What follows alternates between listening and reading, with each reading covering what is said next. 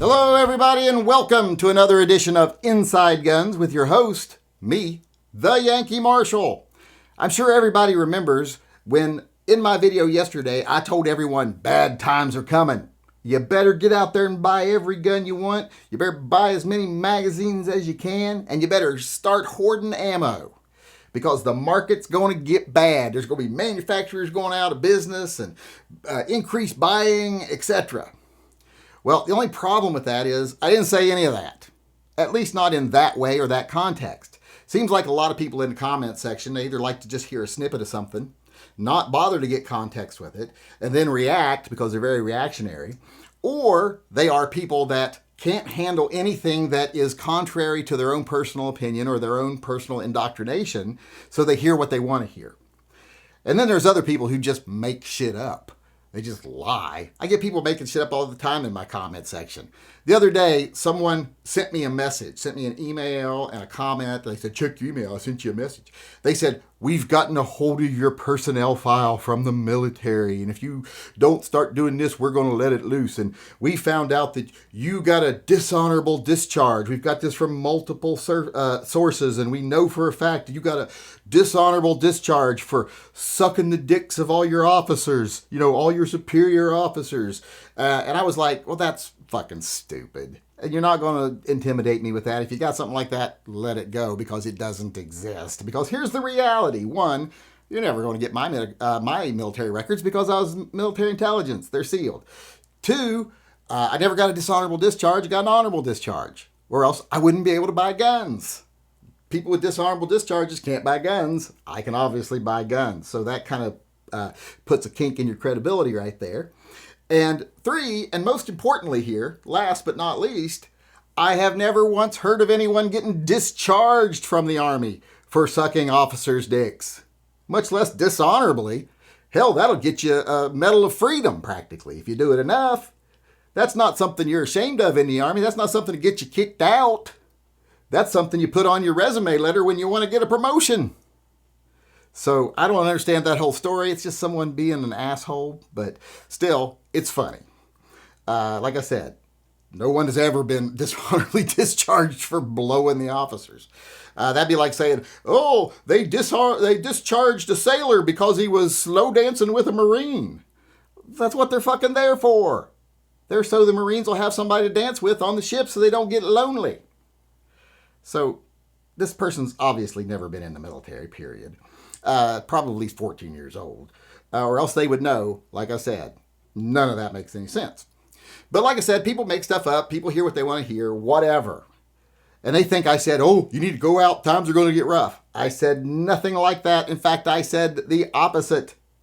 I said, as we win victories, like this recent court decision from the SCOTUS, the Supreme Court, that things are going to get better. There's going to be less panic buying. There's going to be less hoarding because people are going to feel secure in their rights. When I was younger, people felt secure in their gun rights. There wasn't all this panic buying, hoarding, etc. And there wasn't this giant market explosion that we've had today too. I said that these decisions were going to be bad for the market, for the industry. That means there's going to be manufacturers that go out of business. And that's not going to make it to where you can't get product. That just means demand is going to go down to a reasonable level. And all these boutique dealers that, make the same gun every other company makes with just a slight different change to it, they're not going to have enough demand to stay in business. At least not to the level they have recently, especially over the last 12 to 15 years when the internet has been really involved in pumping up the fear and pumping up the artificial market. That is going to slowly go away as it gets harder and harder to scare people who are paying attention to, well, any anti-gun legislation that gets through is going to be slapped down by these new criteria. That's going to happen. People are going to start to become more secure. It's going to be more like it was when I was younger. People aren't going to live in this culture of fear. That's only existed the last couple decades. And that's going to go away. And there's not going to be as big a market as there is right now because right now there is an artificial market driven by fear. And as that goes away, you're going to see companies go out of business. You're going to see retailers go out of business because just not as much demand. The market has shrunk. That's just something that's unavoidable. I did also say that there will be shortages on some products for a short period of time. because places like California, New York, New Jersey, they're going to finally start being able to buy things that we've already been able to buy.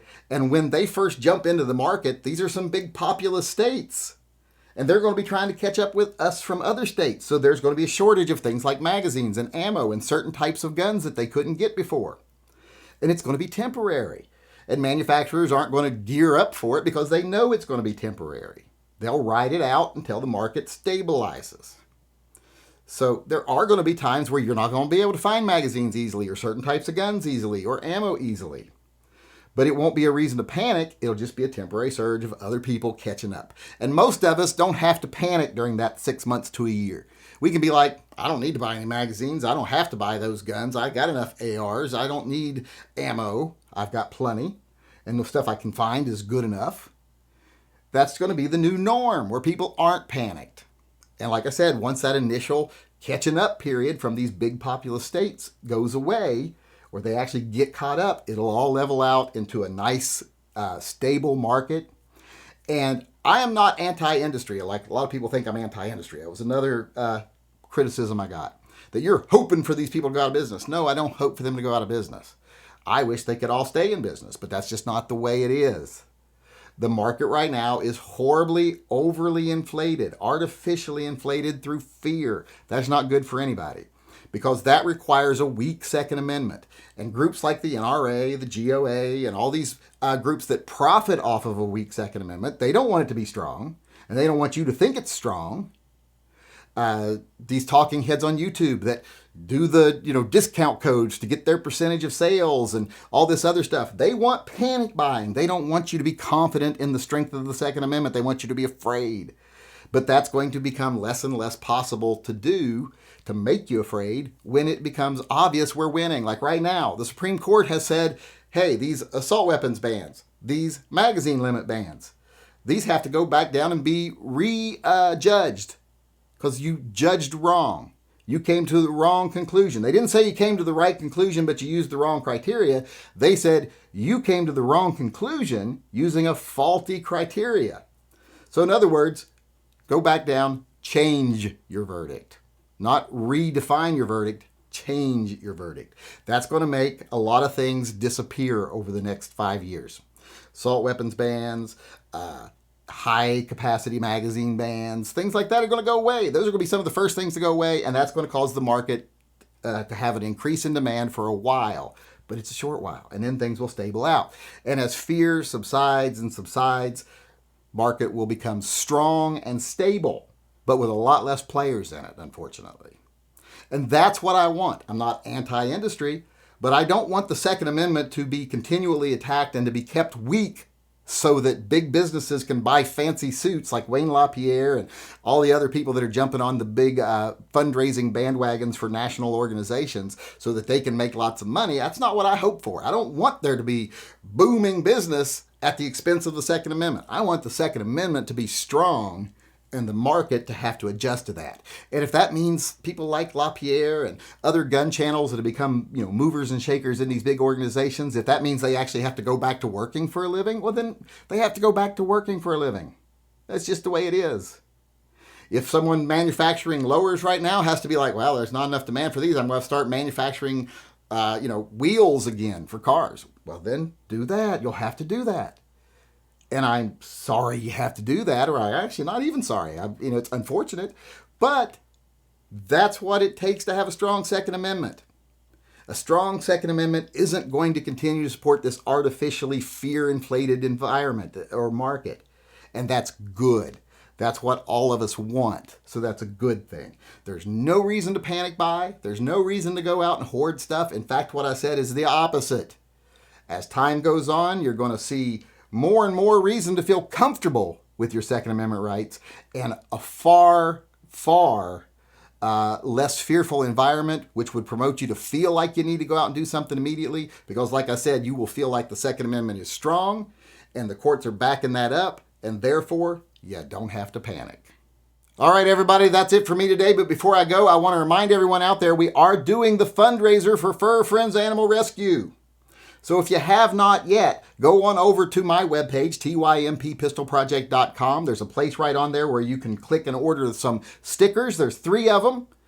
They cost different prices. They're a little bit different in design. And with each one, you get a different number of entries into a drawing at the end of the fundraiser, where you will be entered to win an $800 gift certificate to the online retailer of your choice. So go on over, buy a sticker if you can. If you can't, don't feel bad. I'm not a televangelist. I don't tell people, go give till it hurts. So remember that. Don't give more than you can. But if you can give and you haven't, I want you to feel very bad, because we're trying to save the lives of puppies here. Right now, there are a lot of animals being put down every day at record numbers right now. And Fur Friends Animal Rescue is a no-kill rescue. They run a foster program. They run a program to get medical aid for dogs in severe need of medical aid. And they do an adoption service to get these animals, once they're made stable, placed in permanent homes. This is one of the best causes I could think of. Like I said, we're raising money for puppies here, people. Not people. Ugh, fuck people. We're trying to save the lives of puppy dogs and kittens. Way more important. So if you can give, please go over and give. Like I said, there's a link in the upper corner of this video to my website where you can purchase these. So go over, get yourself a sticker, get yourself 3, get yourself 10. I don't care how many you get. There's no limit to how many entries you can have. If you don't want to bother with a sticker and you want more of your money going to the actual cause, because the stickers cost like $5 each to make, you can go up. There's a link to PayPal right above the link to the stickers. You can use that and just donate straight through PayPal. And for every $10 you donate there, you'll also get an entry into the drawing. But the drawing will probably be in the first part of next month, because I've got to sell 500 stickers to get Fur Friends out of insolvency and out of debt, So I got to sell 385 more of them. So it might take a little while. It might take another 10 days to sell that many. But once I get to the end, once I see the end coming, I'll let everybody know, and I'll give you a set date for the drawing. So go over, like I said, save the life of an animal in need, get yourself a sticker, feel good about what you did, and then keep your eyes open for a drawing for an $800 gift certificate to the retailer of your choice. And with that being said, I am out of here.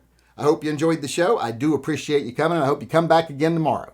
Until then, remember, always carry and stay safe until I see you again.